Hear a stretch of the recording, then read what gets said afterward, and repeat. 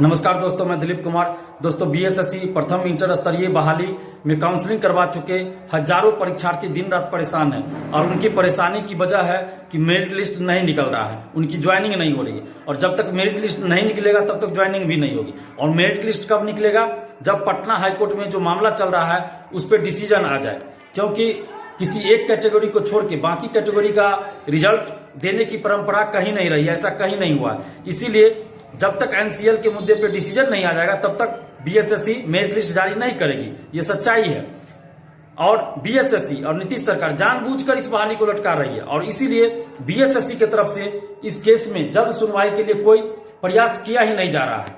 तो हम लोग क्या कर सकते हैं? हम लोग को यह सोचना होगा कि हम लोग अब क्या कर सकते हैं। सबसे पहले तो जो भी आप लोग एससी, एसटी, ओबीसी या जनरल कैटेगरी के सभी लोग एकजुट होकर लड़िए। जिस तरह से पीटी रिजल्ट के लिए, मेंस रिजल्ट के लिए या मेंस परीक्षा आयोजित करवाने के लिए, टाइपिंग, फिजिकल के लिए और काउंसलिंग के लिए एकजुट होकर लड़े, उसी तरह से अभी भी हम लोग को एकजुट होकर लड़ना होगा। कैटेगरी वाइज आप लोग आपस में बटिएगा तो फिर ये बहाली लटकती चली जाएगी। ओबीसी में भी मैं देख रहा हूं कि ओल्ड एनसीएल, न्यू एनसीएल अलग अलग राग अलाप रहे हैं, जनरल कैटेगरी अलग, एससी एसटी अलग। तो इस तरह से नहीं होगा, सभी लोग को एकजुट होकर लड़ना होगा और हम सभी को यह सोचना होगा कि क्या बेस्ट उपाय हो सकता है जिससे कि पटना हाईकोर्ट में जल्द सुनवाई हो, जल्द फैसला आ जाए और बीएसएससी जल्द मेरिट लिस्ट जारी करे। तो कुछ परीक्षार्थियों ने मुझे फोन करके बताया कि बीएसएससी ऑफिस में आंदोलन करते हैं मेरिट लिस्ट निकलवाने के लिए। तो मैंने उनसे यही कहा कि अभी तक कहीं भी ऐसा नहीं हुआ है कि एक कैटेगरी को छोड़ के बाकी कैटेगरी का रिजल्ट प्रकाशित कर दिया गया हो। अगर ऐसा कहीं हुआ है तो मुझे बताइए, तो मैं आंदोलन करने के लिए तैयार हूं, लेकिन ऐसा कहीं नहीं मिला अभी तक। इसके बाद पटना हाईकोर्ट में जो केस चल रहा है, तो इस केस की सुनवाई के लिए, यानी कि जल्द सुनवाई के लिए हम लोग को प्रयास करना होगा कि जो लोग केस किए हैं, वो लोग जो पिटिशनर है, वो अपने वकील पे दबाव बनाए और जल्द से जल्द इस केस की सुनवाई के लिए प्रयास करे, हर संभव प्रयास करे। और मैंने 2 दिन पहले भी अलका वर्मा जी से बात किया था और कुमार कौशिक जो एडवोकेट है इंटरवेनर के, उनसे भी बात किया था। तो उन लोगों ने यही कहा कि हम लोग इस केस की जल्द से जल्द सुनवाई करने के लिए हर संभव प्रयास कर रहे हैं। लेकिन मैंने अलका वर्मा जी से भी कहा कि आप मेंशनिंग करवाइए कि जल्द से जल्द सुनवाई हो।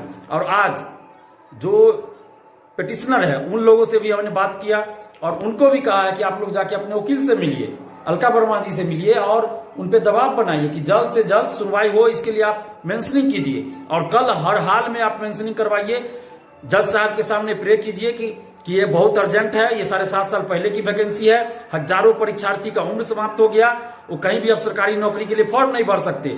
हजारों अभ्यर्थी ऐसे हैं जो सुसाइड करने का प्रयास कर रहे हैं। तो ऐसी स्थिति में इस केस को जल्द से जल्द सुना जाए और जल्द से जल्द इस पर डिसीजन आ जाए। तो ये लोग गए हैं, अभी बात कर रहे होंगे संभवतः अलका वर्मा जी से, क्योंकि मैंने कुछ देर पहले ही उन लोगों को कहा कि आप लोग जाइए अपने एडवोकेट से मिलिए और उनसे एक रिक्वेस्ट कीजिए। अगर कुछ पैसा भी वो लगता है मेंशनिंग में तो आप पैसा भी आप लोग दीजिए और मेंशनिंग करवाइए, जल्द से जल्द सुनवाई करवाइए, क्योंकि ये 1-2 लोगों की बात नहीं है, ये हजारों परीक्षार्थियों की बात है, हजारों छात्र छात्राओं के भविष्य का सवाल है। और हम लोग कितने दिन आखिर चुप बैठे रहेंगे? तो कोर्ट से जल्द डिसीजन आना अत्यंत आवश्यक है, नहीं तो बीएसएससी तो इसे भी बहाली को लटका के रखना चाहती है। और अभी तो बीएसएससी को मौका मिल गया है कि मामला कोर्ट में है, नीतीश सरकार भी इस बहाली को जल्द पूरा नहीं करना चाहती है, तो उनको भी मौका मिल गया कि मामला तो कोर्ट में है, तो हम क्या करें? तो अब हम सभी को मिलकर ही कोर्ट में जल्द से जल्द सुनवाई के लिए प्रयास करना पड़ेगा, अन्यथा ये बहाली लटकती चली जाएगी। तो जो भी इस केस में है, पिटिशनर है, उनको तो मैंने कहा है, फिर भी इस वीडियो के माध्यम से भी कह रहा हूं कि आप लोग कोई भी कोताही नहीं बरतिए और आप अपने वकील पे प्रेशर बनाए रखिए, वकील से जाके बार बार मिलिए। अगर कुछ पैसा भी लगता है मेंशनिंग के लिए तो आप लोग पैसा भी दीजिए और मेंशनिंग करवाइए, जल्द से जल्द सुनवाई करवाइए। और दूसरी तरफ पटना हाईकोर्ट को भी चाहिए कि ऐसे मामलों में जल्द सुनवाई हो। जब विधानसभा भंग हो रही हो या फिर मुख्यमंत्री को पद से हटाना हो कहीं, या मुख्यमंत्री का शपथ ग्रहण कराना हो, तो रात में भी कोर्ट खुल जाता है। और क्या ये 7.5 साल पहले की वैकेंसी है, अभी तक पूरी नहीं हुई है, हजारों परीक्षार्थी दिन रात परेशान है, तो ऐसे मामलों पे जल्द सुनवाई नहीं होनी चाहिए। हम लोग तो ये भी नहीं कह रहे कि रात में कोर्ट खुल जाए, लेकिन दिन में भी तो सुनवाई हो सकती है, जल्द सुनवाई हो सकती है। ये छोटा मोटा तो वो बात नहीं है कि बहुत छोटी मोटी बात है ऐसे छोड़ दिया जाए, ये बहुत बड़ी बात है। हजारों छात्रों छात्राओं की भविष्य का सवाल है, हजारों छात्र छात्राओं के भविष्य का सवाल है। तो कोर्ट को भी सोचना चाहिए, मानवीय रुख अपनाना चाहिए और जल्द से जल्द सुनवाई करना चाहिए। और आप जितने भी परीक्षार्थी आप लोग एकजुट रहिए। जैसे कुछ लोग मुझे फोन करके बोल रहे थे कि हम लोग भी कोर्ट में केस कर देते हैं मेरिट लिस्ट निकलवाने के लिए या फिर आंदोलन करते, तो मैंने कहा आप जो भी कीजिए हम आपके साथ हैं। अगर आप आंदोलन भी करना चाहते हैं बीएसएससी ऑफिस में हम तैयार हैं, लेकिन बीएसएससी यही कहेगी कि मामला कोर्ट में है, मामला कोर्ट में है, इसलिए हम क्या करें। तो बीएसएससी को मौका मिला हुआ है, अगर आप आंदोलन करने के लिए तैयार, मैं आपके साथ तैयार हूं, मैं कहीं पीछे नहीं हटता हूं। आप कोर्ट जाना चाहते हैं, आप सोच समझ के, अगर आपको लगता है कि कोर्ट जाने से जल्द डिसीजन आ जाएगा इस मामले में, आप वकील से राय लीजिए, आपको लगता है तो आप निश्चित रूप से आप जा सकते हैं, मैं आपको रोक भी नहीं रहा हूं। और एनसीएल के मुद्दे पे और जाति प्रमाण पत्र के मुद्दे पे जो कोर्ट में केस हुआ, तो उसमें भी मैंने नहीं कहा था किसी को कि आप केस कीजिए, क्योंकि मैं केस करने के लिए किसी को नहीं बोलता हूं और ना ही किसी को रोकता हूं। ये परीक्षार्थियों अभ्यर्थियों की अपनी मर्जी है, उनकी अपनी जो है समझ है, उनका अपना विचार है, सोच समझ के वो जो करे। हम उसमें किसी को न तो कहेंगे कि केस कीजिए और ना ही किसी को कहेंगे कि आप केस नहीं कीजिए, ना ही हम किसी को कहेंगे कि आप फंडिंग कीजिए, ना ही किसी को कहेंगे कि फंडिंग नहीं कीजिए। वो आप लोग परीक्षार्थी हैं, आप लोग जानिए आपस में विचार विमर्श करके कि आपको क्या करना है। लेकिन जो भी कीजिए सोच समझ के कीजिए, क्योंकि ऐसा कुछ भी नहीं हो जिससे कि और मामला लटक जाए। और आप लोग आंदोलन करना चाहिएगा, हम आपके साथ, मैं आंदोलन के लिए हमेशा तैयार रहता हूं। देखिए, कोर्ट की प्रक्रिया में मैं उलझना नहीं चाहता हूं, क्योंकि मैं बहुत बार देख चुका हूं कोर्ट में क्या होता है नहीं होता है। मैं ज्यादा नहीं बोल सकता कोर्ट के बारे में, लेकिन मैं कोर्ट केस के चक्कर में नहीं पड़ना चाहता हूं, प्रत्यक्ष या अप्रत्यक्ष रूप से।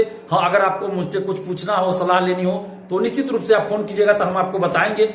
लेकिन केस के मामले में न तो प्रत्यक्ष और न ही अप्रत्यक्ष रूप से मैं किसी भी तरह से इन्वॉल्व नहीं हूं और न ही आगे किसी भी केस में इन्वॉल्व रहूंगा। मैं पहले ही बता चुका था और आज भी बता रहा हूं, ना तो किसी तरह की फंडिंग में मैं कभी इन्वॉल्व था और ना ही आगे किसी तरह की फंडिंग में इन्वॉल्व रहूंगा। अगर आप लोग को आंदोलन करना हो किसी भी मुद्दे पे जो सही मुद्दा हो, तो उसके लिए मैं हमेशा तैयार हूं। और अभी भी मैं जिला वाइज जो शुरू किया है मैंने आंदोलन, तो उसमें बीएसएससी का मुद्दा आपका पहला मुद्दा है, हम लोग का प्रमुख मांग है, नंबर 1 पे वही है। तो हम हर जिला में जा रहे हैं, जैसे कि हम 10-11 को नवादा में रहेंगे और उसके बाद 12-13 को हम लोग गया में रहेंगे। तो आप लोग जो भी वहां मौजूद होंगे आप लोग आइएगा। 11 को नवादा में हरिश्चंद्र स्टेडियम में, और उसके बाद गया में आप लोग 13 तारीख को गांधी मैदान में। तो आप लोग साथ दीजिए हमारा भी, हम तो आप लोग के मुद्दे को उठा ही रहे लगातार। और अभी आप लोग जो भी कीजिए, हम लोग आप लोग के साथ है, जो भी सही कदम उठाएगा हम आप लोग के साथ निश्चित रूप से है। लेकिन जो भी कदम उठाइए सोच समझ के उठाइए। मैं किसी को केस करने से रोक भी नहीं रहा हूं और ना ही किसी को केस करने के लिए बोल रहा हूं। जैसे कि एनसीएल के मुद्दे पे भी जो केस हुआ, मैंने किसी को ये नहीं कहा था कि आप कोर्ट जाइए, लोग गए, अभ्यर्थियों को लगा अपना कोर्ट गए। तो मैं किसी को ना तो रोक सकता हूं कोर्ट जाने से और ना ही किसी को कह सकता हूं कि आप कोर्ट जाइए, क्योंकि कोर्ट में क्या होता है मुझे पता है, मैं बहुत झेल चुका हूं। तो इसीलिए मैं किसी भी तरह के कोर्ट केस में या फंडिंग में इन्वॉल्व कभी नहीं हूं, ना ही आगे रहूंगा। बस आप लोग एकजुट रहिए, एकजुट होकर प्रयास कीजिए। और मैंने अलका वर्मा जी से और जो भी पिटीशन है उन छात्रों से भी बात किया है, और वो छात्र लोग अभी गए होंगे अलका वर्मा जी से मिलने के लिए। और मैंने कहा है कि किसी भी परिस्थिति में कल मेंशनिंग होना चाहिए, आप लोग मेंशनिंग करवाइए, क्योंकि फिर आगे होली की छुट्टी होने वाली है। तो संभवतः 7 दिन 8 दिन जो भी हो कोर्ट बंद रह जाएगा, तो फिर मामला बहुत लटक जाता है। तो इसीलिए ये ऐसा नहीं होना चाहिए, जल्द से जल्द सुनवाई हो। लेकिन आप लोग किसी के बहकावे में मत आइए। मैं देख रहा हूं कि 2-3 यूट्यूबर है जो आप लोग को बहका रहे हैं, अलग अलग कैटेगरी वाइज व्हाट्सएप ग्रुप बना दिया गया है। क्या नौटंकी है, अलग एससी का अलग, एससी कैटेगरी का अलग व्हाट्सएप ग्रुप, ओबीसी में ओल्ड एनसीएल वाले अलग ग्रुप, न्यू एनसीएल वाले अलग ग्रुप, जनरल कैटेगरी अलग ग्रुप। ये क्या नौटंकी है, ये 2-3 यूट्यूबर ही कर रहे हैं।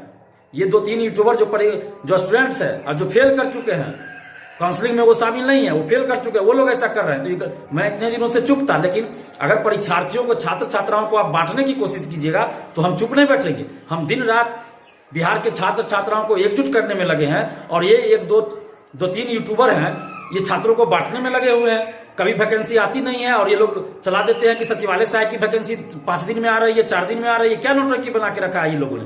तो ऐसे यूट्यूबर का बहिष्कार कीजिए और इन लोग को देखना बंद कीजिए, अनसब्सक्राइब कीजिए। आप देखिए ना खुद ही कि SC ST का अलग, ओबीसी में NCL, new NCL, old NCL अलग कैटेगरी, अलग व्हाट्सएप ग्रुप, जनरल का अलग व्हाट्सएप ग्रुप, टेलीग्राम ग्रुप। तो ये सब करने से स्टूडेंट्स आपस में बढ़ जाएंगे, तो और जल्दी नहीं होगी ये बहाली, पूरा और लटक जाएगा मामला, जल्दी मेरिट लिस्ट नहीं आएगा।